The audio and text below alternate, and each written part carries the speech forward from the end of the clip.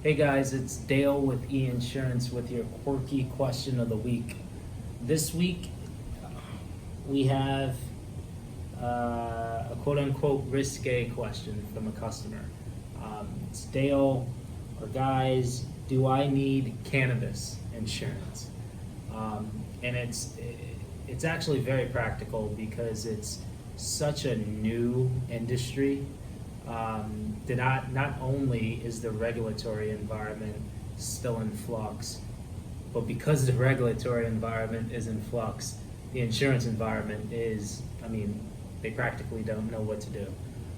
First off, if you're lucky enough to be in kind of a cannabis related business, meaning you have the legal right and wherewithal to be doing what you're doing, then great.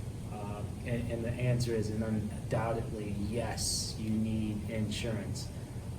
Just like any small business, you will have the similar risk, whether it be general liability or property risk or product liability, things like that. You need to cover all of those.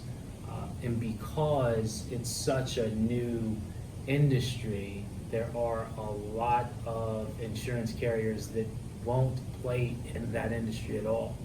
And your risk are going to be something very similar to agricultural businesses, right? So crop failure. Cannabis is prone to fires and things like that. Cannabis related businesses may carry a lot of cash on hand, so you may have not just theft of product, but obviously theft of cash that you want to be protected from.